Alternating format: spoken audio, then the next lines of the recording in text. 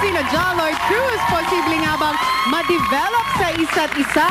Sa contract signing ni Angel last Wednesday for her 2-year exclusive contract with ABS-CBN, in full alert ang mga press people na pinagmamatch silang dalawa ni John Lloyd. Lalo pa ngayon na pareho silang single.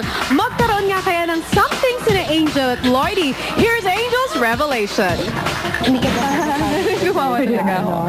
Siyempre kami naman, hindi naman kami nag-iisip agad ng ganun. Parang mas iniisip namin kung ano ba itong trabaho namin, kung paano kami magtatrabaho ng maayos, di ba? Yung ganun. Hindi naman namin iniisip na kailangan kilig-kilig tayo. Aba, on-screen or off-screen for sure, patok ang tambalang Angel at Lloydie. Ito naman, Gerald Anderson nag-react sa hindi raw magandang reaksyon ng mga Kim World fans sa newest love team na Melason. Sa kanyang birthday press con, nilinaw ni Gerald ng issue sa ginagawang pagtatapat daw sa kanilang love team ang Kim World, most especially ng kanilang mga fans sa Melason nga. Si Gerald in full alert sa pagdepensa. Huwag naman. Wala pa naman ako naririnig na ganyan. Sana hindi. Kasi kapamilya kaming lahat dito. Kaya lalo na si Melay, parang kapatid ko na siya. Kasi taga-Jensen siya. Taga-Jensen din ako. Kaya Pero if ever man ako na rin magkaroon ng awayan from the Kim World fans to the Melason. ay, wag naman. Siyempre, ayaw namin yan. Ayaw namin ni Kim yan. Ayaw din namin maranasan ng Melason yan kasi syempre wala naman silang kasalanan. Sana kung ano man yung narating namin ni Kim, sana din maranasan ng Melason yan. That's very nice of Gerald na talagang full support sa Melason. Pero ngayon, Gretchen Barreto in full alert sa pag-aming na intimidate daw sa kanya si Bea Alonzo. Last Wednesday, hindi tinago ni Gretchen ang kanyang excitement sa upcoming teleserye niya with Bea and Derek sa kanyang contract signing as the newest kapamilya at naikwento pa niya ang naging impression sa kanya ni Bea. Gretchen speaks up on the issue. Diba parang meron reluctance si Tess. Sabi niya, I'm reluctant to say that na-intimidate daw siya sa akin. Sabi ko, bakit? So nakita niya na wala akong make-up. Siyempre pagpunta sa workshop, naka-jogging pants, parang nakapambahay lang. Nakita niya, ay, okay pala. Di pala siya ganun ka-arte. Wow, super excited na ako panoorin ng teleserye niyan. Governor Vilma Santos in full alert sa pagtanggap ng bagong recognition. Sa recent Gawad Tanglaw, humakot ng awards ang mga kapamilya. 5 trophies ang nauwi ng Star Cinema for In My Life. Best Film, Best Actor John Lloyd Cruz, Best Supporting Actor, congratulations, Luis Manzano. Best Director, Direk Olive Lamasan, at ang Best Actress Award na iginawad sa Star for All Seasons, of course, the one and only Governor Vilma Santos. And here's her full alert.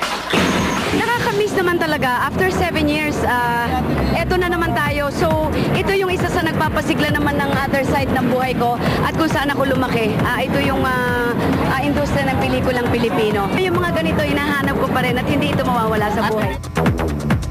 In full alert sa paglilinaw ng isyong hiwalayan. Full alert sa pagsagot sa balitang pagbubuntis. In full alert sa pagharap sa matinding selosan. Angelica Panganiban. Derek Ramsey. Melay Cantiveros. Jason Francisco. OJ Castillo. Pokwang. Kim Chiu. And Curtis. At Julie Ann Santos. This is Entertainment Live in full alert. Good afternoon, ladies. Good afternoon, Tentoy.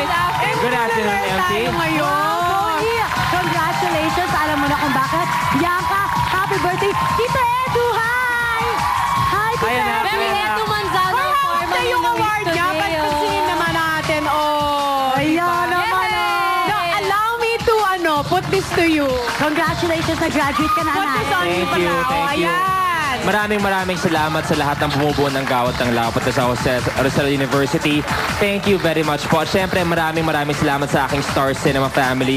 Miss Malu, thank you very much. Miss Tess, at syempre, Direk Olive, thank you very much. My mom, thank you. And John Lloyd, maraming salamat sa inyo lahat for making this award possible. Pero syempre, Wow! Kanino mo i-dedicate yan? Oo nga. Nagsabi mo, nagpa-thank you ka sa Star Cinema family. Ba't sa Eli family dapat? syempre, napakalaking tulong ng Gilay sa akin yun. Oo, bakit? Thank you very much sa lahat. Lahat kayo ay may part sa award na to. So thank you. Many more awards to come, Luis. We're Sana so po. proud of Grabe, you. multi-awarded Kilig na host kilig ngayon naman as to. an actor na rin. Iba ka na, Luis. Oh. Oo, iba na talaga. Katulad na lamang ng Miss You Like Crazy na nag-100 million na in the box Grabe! office. Grabe! Ang galing-galing. Full alert ang buong bayan dahil nanood talaga sila. Eto naman, in full alert, sisimulan natin dahil dito live na live sa Entertainment Live, meron isang Melason Grand Fans Day! Birthday na Ang saya birthday yung saya! energy ni Bianca. Yes! At ako makakasama ko sa He Said, She Said, isang mainit-init na upuan kasama, of course, Paul Jake, live na live. Yay! At syempre, ayan naman talaga ang energy na kailangan natin dahil isa-celebrate rin natin today ang birthday ni Bianca! Hey! Ako, naintriga talaga ako dun sa big reveal ni Bianca, ha? Yung special na tao sa buhay niya. Maraming maiiyak mamaya.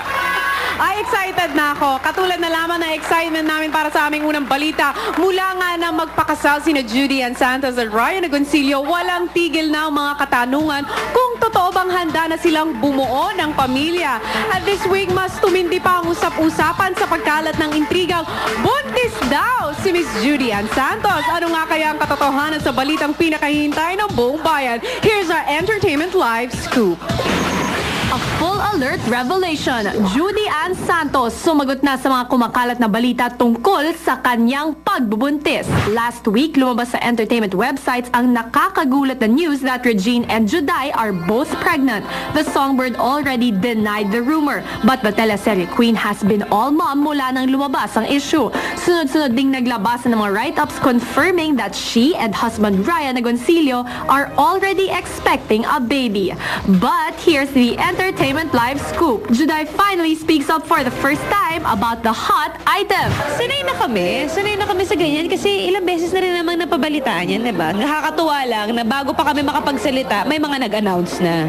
Intayin na lang po natin yung mga tunay na kaganapan. Naghihintay pa naman din kasi kami. So, kung ano naman po ang mga kaganapan, sasabihin naman namin, di ba palagi ko namang sinasabi? Juday also reacts sa mga comments na marami na kaya raw siya blooming lately ay dahil sa kanyang pagbubuntis.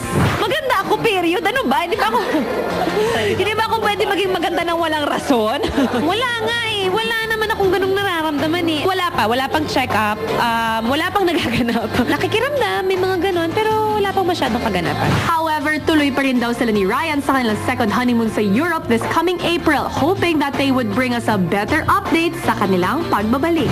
Tignan natin, kung matibay ba ang punla, di nandun. At ang tanong ng marami, maglalaylo kaya si Juday sa showbiz kung sakaling siya ay mabuntis? Depende talaga yun kung ano magiging itsura ko pagkatapos. Alam nga naman sabihin ko gusto ko na bumalik agad, kung hindi naman gusto ng katawan ko bumalik, parang delikado naman yata yun, di ba? Next up, ang hot and hunky ex-housemate nating si Paul Jake. May sizzling revelations tungkol to sa mga girls sa buhay niya when Eli returns.